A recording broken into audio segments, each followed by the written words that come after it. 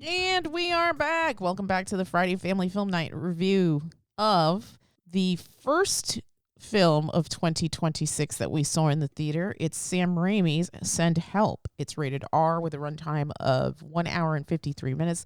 This comes to us again from director Sam Raimi with writing credits to Damian, Shannon, and Mark Swift. This is tagged as dark comedy, psychological horror, psychological thriller, adventure horror thriller. And according to the IMDb blurb, an employee and her insufferable boss become stranded on a deserted island, the only survivors of a plane crash. Here, they must overcome past grievances and work together to make it out alive. This stars the always lovely Rachel McAdams as Linda Little, who is unglamorous, which is unlike Rachel McAdams. She's sort of this like homely, underappreciated, and overburdened employee for this company who has been promised a promotion, but the old owner, I guess, passes away, and his son Bradley, played by Dylan O'Brien, takes over, and she sort of makes a play to kind of promote herself, and it goes horribly, horribly wrong.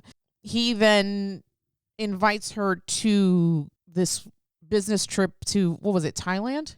Yeah, I believe it was Thailand. And then, like the blurb says, they become the only survivors of a downed plane. What'd you think of the film? I thought it was good. She did try and make herself known to him, but he never intended to promote her. No, regardless, never. he wanted to promote his good buddy. Yeah.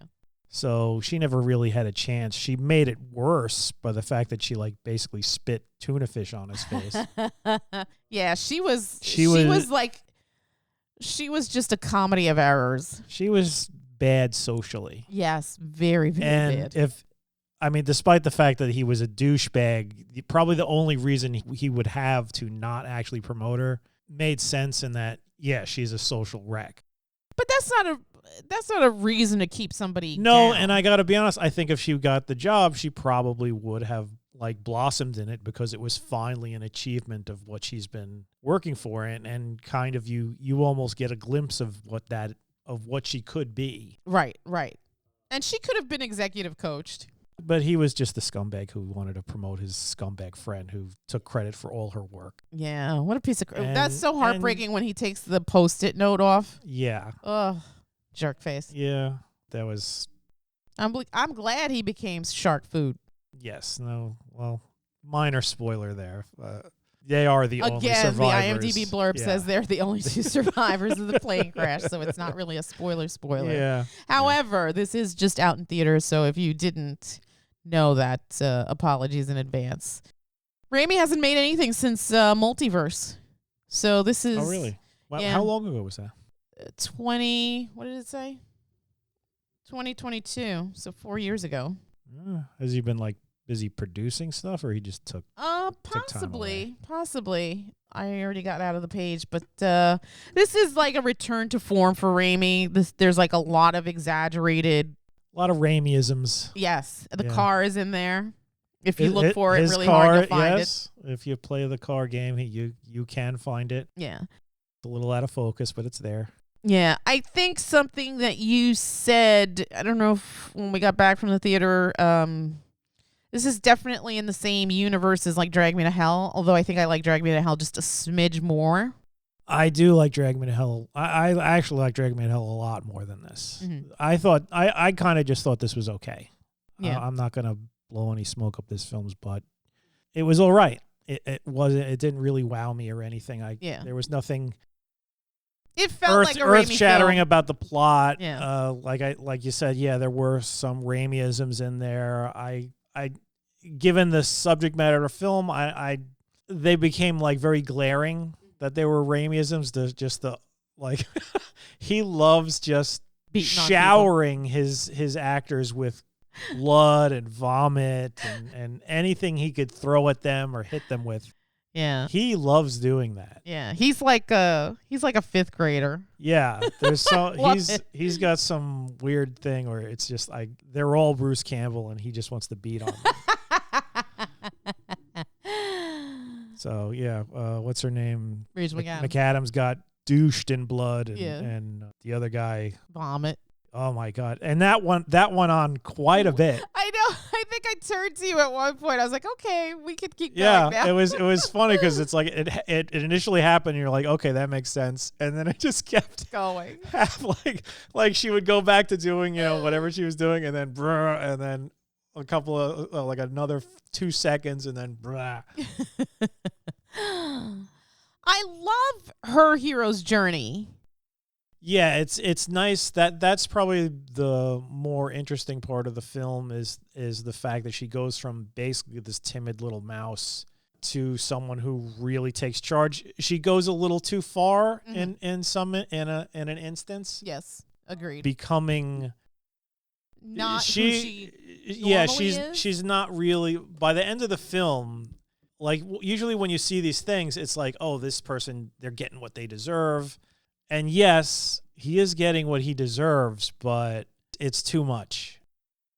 Yeah, and she was also wrong.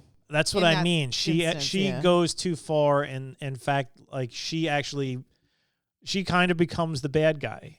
And in a way, she's no better than he is. He is agreed. You could say maybe she's a little better, and that she's actually earning her keep, whereas he just sort of landed in it thanks to who his dad was. Yeah. But she is just as bad a person as he is. Yeah. I agree. That was my only complaint with the film, that when this sequence happens and it's like, but this is so out of character for her, and she was, up until this point, a good person with good morals and nice intent. I mean, she gets a little crazy about staying on the island, but it's understandable because it's sort of like, it's understandable. It's understandable. Yeah, but like you said, because here she has the upper hand. Not just the upper hand, but it's just she's in charge. Yeah. And which she's never been in her entire life. And rightfully so, because she's like this. She loved Survivor. Yes. She basically knows how to build fires. She knows how to hunt animals. She knows how to set traps. She knows how to build shelters. All of that stuff. And this guy, he's just an idiot, and he tries to do it for a couple of hours, and just fails so miserably that he has to go begging back to her for help. Right. So he never learns. He always wants to bite the hand that feeds, which I thought was really interesting because I guess because of who he is, he feels entitled. And he never, even in those moments where she is showing him nothing but goodness and compassion, you can just tell that there's this simmering rage underneath where he just can't believe he's beholden to her. Yeah. And it comes out every once in a while where he snaps at her. But, she lets it go. She lets it go. And then you get to the big emotional sequence and you don't know which way this is going to go. But by then, this other sequence had happened, and I too was conflicted because even though I did want one of these characters to come out on top, it was still kind of tainted by the previous sequence. I wish that hadn't been part of the story. Yeah, or I wish they had handled it differently. Differently. Agreed. To me, it just pushed her too far into not being sympathetic anymore. Yeah. And I feel like that's the flaw of this movie. Yeah. What are your thoughts about the Dylan O'Brien character? Like I said, he was just a complete scumbag. I didn't have any real sympathy for him. I mean, even when the part of the film happens where I guess you can gain sympathy for him, I still didn't care. Interesting. I kind of felt a little bit of sympathy for him, but then I didn't, because he's always been who he is. He's always been who he is, and I don't think he will have learned from this experience any kind of, like, he will never have learned to be humble or to be grateful. No, because I think as soon as he had been saved, he would have gone back to his old habits. Exactly. Just being a jerk. He would have been a complete scumbag, a complete jerk. Even after, like, let's say nothing in this film happened and they just got rescued, he probably would have still fired her. Yeah, I could see that. If you were going to give this a number from 1 to 10, what would it be? I'd give it a 7. A 7. Oh. I was going to give it somewhere between a 6, 7. Oh, Jesus. And Come give on. it a 6.5. Come on. Even the kids don't care about that stupid number anymore. Do they not? No, Do they not? don't. They don't. I wonder. They don't. All right. Well, I'm still going to give it a 6.5. I think it was good. It wasn't the best thing I ever saw. It's like I said, I think I like Drag Me to Hell just a little bit better. Drag Me to Hell was great. Yeah. I love Drag Me to Hell. But this was good. It's a solid film. It's entertaining. It feels like a Raimi film. It's nice to see his name on something in this current year. Mm-hmm. And I had a great time. This episode of the podcast goes out to our friends Mianne and Zach. Thank you so much for the invite to the movies, gang. And before we wrap up, I want to encourage everyone to please like, share, and follow. And we'll come back with another review soon. We're taking a break from talking about Oscar films to do new releases. And with that, we'll wrap it up and bid you all a good night. Good night.